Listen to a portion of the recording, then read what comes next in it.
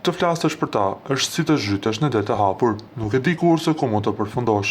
Nga 12 shenjat e zodiakut konsiderohen më ndërimtarët, gjithmonë me kokën në re dhe një këmbë në botën e tyre, por keni kujdes, nuk është e gjitha fantazi. Pas këtij reputacioni fshihet një personalitet më kompleks nga sa mund të mendoni. Ata që e njohin mirë e dinë këtë. Ata janë të lindurit në shenjën e peshqve, të cilët shfaqin një ndjeshmëri që bie më njëherë në sy. Janë sfungjer emocional, të aftë ndjejnë gjendjen shpirtërore përreth, me një shpirtësi shqetësuese. Shpesh janë përpara gjithçkaje, trendeve, gjendjeve shpirtërore, madje dhe shakave. Duket sikur janë të sintonizuar në një stacion radioje që të tjerët as nuk e dëgjojnë, e dini? Por të jesh ndërimtar nuk do të thotë të jesh naiv. Përkundërzi, ndonjëherë midis njëri dhe një tjetre, peshqit mund të dalin me intuita të shkëlqyera si vetëm artistët ose psikologët më të mirë.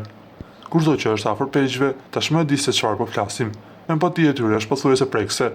Kur e do një peshk është pothuajse si të kesh një trenjë motivimin e krah, një psikolog të gatshëm të jap gjithçka, një mik që nuk të gjykon kurrë, e po kurrë në të vërtetë. Zakonisht janë njerëz që janë të gatshëm të kuptojnë pa shumë fjalë, janë të aftë të ndihesh i kuptuar edhe në momentet më të vështira, janë të gatshëm të dëgjojnë vërtet, domethënë pa kontrolluar orën e tyre çdo 2 minuta. Imagjinata është sipër fuqia e kësaj shenje.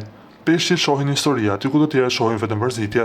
Ata kanë talenti për të gjetur bukurinë e gjërave të vogla, për të krijuar poezi me një detaj që duket i parandësishëm për çdo tjetër. Ata janë avokatë të mirësisë, tolerancës dhe solidaritetit. Nuk është çudi që midis peshqve ka kaq shumë artistë dhe njerëz që përdorin kreativitetin për të ndryshuar rregullat e lojës. Peshqit mund të përthithin lehtësisht shumë probleme, ato të tjerëve, të familjes së tyre, madje dhe ato që ende nuk ekzistojnë.